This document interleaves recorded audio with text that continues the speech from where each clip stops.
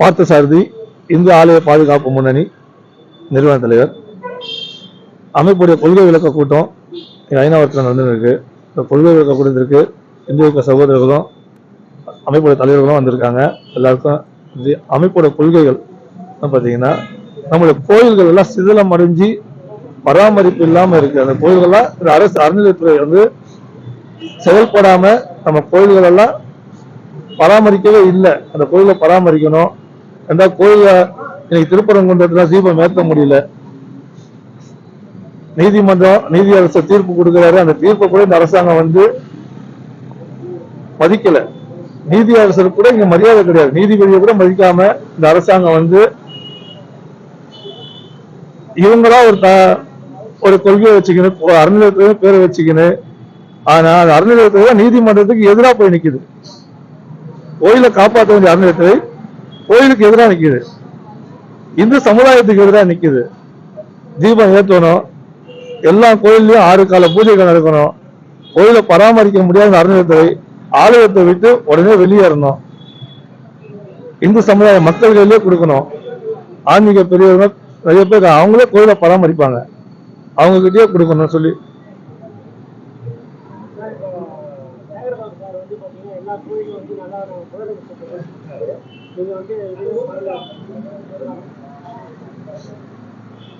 Sekarbabu sir வந்து திமுக கோபாலபுரத்துடைய agent ஆகுறாங்க. அவர் வந்து இந்து சமய அறநிலையத்துறை அமைச்சர்னா ஒரு இந்துவா இருக்கணும். அவர் வந்து கிறிஸ்துவ நிகழ்ச்சிக்கு போயிட்டு அல்லையான்றாரு. 400 கோடி ரூபாய் செலவு பண்ணி திருச்செந்தூர்ல கும்பாபிஷேகம் பண்ணாரு.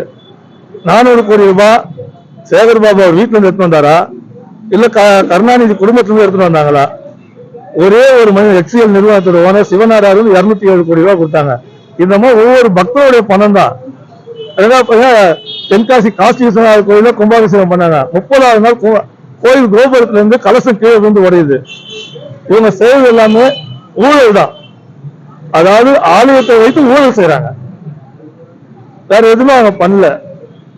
சேகர்பாபு செய்வதுக்குள்ள கோயில் நிறைய கொள்ளையடிக்கிறதுக்கும் கோயிலுக்கார பக்தர்கள் கேட்கறாங்க. திருச்செந்தூர்ல ஒரு பெண் பக்தர் கேட்கறாங்க அமைச்சர்கிட்ட, ஐயா நாங்க குழந்தை குட்டியோட இருக்கோம், 4 மணி நேரம் நிக்கணும், திருப்பதியில போய் நீ நிக்கலையான்னு கேட்கிறாரு. திருப்பதியில போறவங்களுக்கு தெரியும், அங்க எல்லா வசதியும் இருக்கு, எவ்வளவு நேரம் உட்காந்தாலும் வசதி இருக்கு. திருச்செந்தூர்ல 8 மணி நேரம் 9 மணி நேரம் நிக்க வேண்டியதா இருக்கு.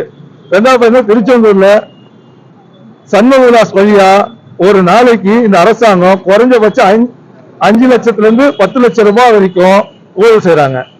ஒரு ஆள் உள்ள போனோம்னா 500 ரூபாய், 1000 ரூபாய். பண்டிகை காலங்கள்ல 5000 ரூபாய். சண்முக விலாஸ் வழிய இந்த அரசாங்கம் பக்தர்களாக திறந்து விடணும், வயசானவங்களுக்காக திறந்து விடணும். அந்த சண்முக விலாஸ் வழியை மூடிடுறாங்க. மூடிட்டு காலையில் 5 மணில இருந்து 7:30 மணிக்குள்ள குறைஞ்சபட்சம் 10 லட்சம் ரூபாய் 500 பக்தர்களை உள்ள அனுப்பிச்சிடுறாங்க. அரசாங்கம் ஊழல் அரசாங்கம். சேகர்பாபு ஊழல் செய்வதற்கான அனுபவம் வாய்ந்த ஒரு மந்திரி. அதுவும் கோயில்ல எப்படி திருடணும். அவர் ஆன்மீகவாதின்னு சொல்றாரு. எங்களுக்கு சந்தேகமா இருக்கு இப்போ அவர் ஆன்மீகவாதியான்ட்டு. ஒண்ணு ஆன்மீகத்துக்கும் சேகர்பாபுக்கும் எந்த சம்பந்தமும் கிடையாது.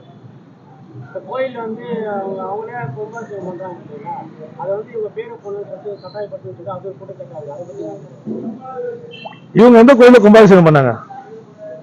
இவங்க கும்பாபிஷேகம் பண்ண கோயிலை பத்தி சொல்லுங்க. அவங்க காசை கொடுத்து கும்பாபிஷேகம் பண்ணாங்களா?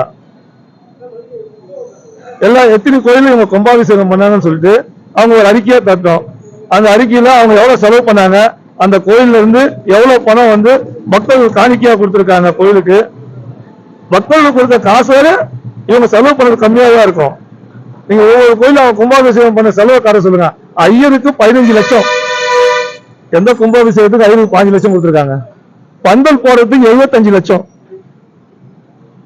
75 லட்சம் ரூபாய் பந்தல் போடுற அளவுக்கு எங்க இடம் இருக்கு? காசி விஸ்வநாதர் தென்காசியில கோடிக்கணக்கான ரூபாய் கும்பாபிஷேகன்ற பேர்ல சேகர்பாபு ஊழல் பண்றாரு. 2வது அதை அவருடைய லேபிள் வரணும். நாங்க 10,000 கோயிலுக்கு கும்பாபிஷேகம் பண்ணோம், 10,000 கோயிலுக்கு கும்பாபிஷேகம் பண்ணோம். அதுல இவர் கைவிட்டு காசு கொடுத்து எவ்வளவு கும்பாபிஷேகம் பண்ணார். ஒவ்வொரு கோயில் உண்டியல்ல இருந்து எடுக்கப்பட்ட பணம். அந்த பணத்தை என்ன பண்றாங்க? நகைகளை என்ன பண்றாங்க? எல்லா நகையும் உருக்கி நாங்க லாக்கர்ல வைக்கிறோம். யார் லாக்கர்ல வைக்கிறாங்க? இன்னைக்கு முதலமைச்சருக்கு வெள்ளி பீரோ இருக்கு.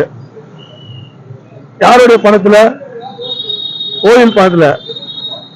அக்கா அந்த துர்கா அம்மா வந்து இங்கப்பா 2வது திருப்பரங்குன்றத்துல தீபம் ஏற்றக்கூடாதுன்றாங்க. ஆனா இவங்க போய் ஒட்டகத்துக்கு பூஜை போடுறாங்க. தமிழ்நாட்டுல பசுக்கு பூஜை போட்டு பார்த்திருக்கோம். ஆனா இவங்க ஒட்டகத்துக்கே பூஜை போடுறாங்க. இந்த அளவுக்கு தான் இந்த அரசாங்கம் இருக்கு. பார்த்தசாரதி, இந்து ஆலய பாதுகாப்பு முன்னணி நிறுவன தலைவர். வணக்கம். சோமு ராஜசேகரன், ஆன்மீக அரசியல் கட்சியின் சார்பாக இன்று இந்து ஆலய பாதுகாப்பு முன்னணி சார்பாக திருப்பணை கூட்டம் மிக சிறப்பாக நடைபெற்றுக் கொண்டிருக்கிறது.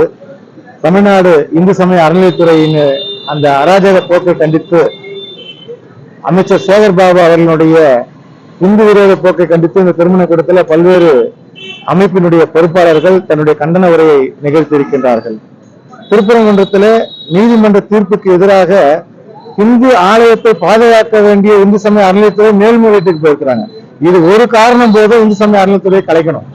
ஏன்னா பல ஆண்டு காலமாக வீரத்திரு ராமகோபாலன் அவர்கள் தொடங்கி பல்வேறு இந்து இயக்க தலைவர்கள் சொல்லக்கூடிய ஒரே விஷயம், இந்து சமய அறநிலையத்துறை கலைத்து அறவோர் சான்றோர்களிடம் ஒப்படைக்க வேண்டும். கிறிஸ்தவர்களுடைய அந்த வழிபாட்டு தலம் அவர்களுடைய கட்டுப்பாட்டில் இருப்பது போலவே, இஸ்லாமியருடைய வழிபாட்டு தலம் அவர்களுடைய கட்டுப்பாட்டில் இருப்பது போலவே இந்து சமய அறநிலையத்துறை ஒரு சுதந்திரமான ஒரு வாரியமாக மாற்றப்பட வேண்டும் என்பது பல நீண்ட நாள் கோரிக்கை. இந்த அராஜக போக்கினுடைய வெளிப்பாடுதான் இன்றைக்கு திருப்பரங்குன்றத்தில் தீபம் ஏற்றுவதற்கு அதை தடையானை பெற்றதே இந்து சமய அறநிலையத்துறை.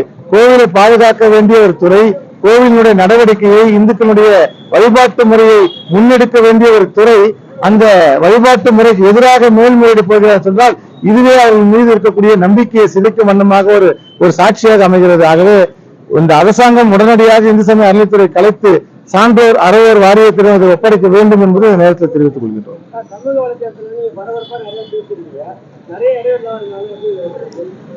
சரி, அதாவது இந்து இயக்க தலைவர்கள் பேசுவது எல்லாமே பரபரப்பு செய்தி மட்டுமல்ல, உண்மை செய்திகள்.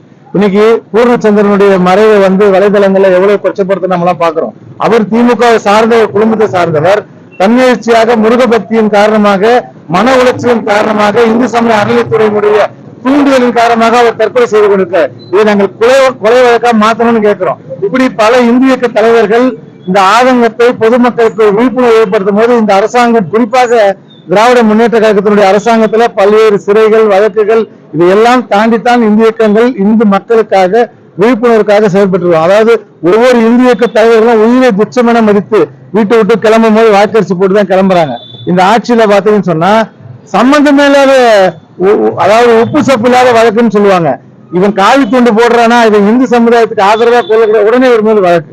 இங்கே மேடையில் இருக்கக்கூடிய பல்வேறு தலைவர்கள் பல்வேறு காலகட்டங்கள்ல வேறு வழக்குகளை சிறை சென்றிருக்கிறார்கள். இந்த இந்து இயக்க தலைவர்களுக்கு சிறை என்பது புதிதல்ல, வழக்கு என்பது புதிதல்ல. இது எல்லாம் சமாளிக்கக்கூடிய வல்லமையும் திறமையும் எல்லாம் வல்ல முருகப்பெருமானும் 30 தேவர்களும் எங்களுக்கு கொடுப்பார்கள் நம்பிக்கையோடு நாங்கள் பயணம் செய்து கொண்டிருக்கிறோம். சோமு ராஜசேகரன், ஆன்மீக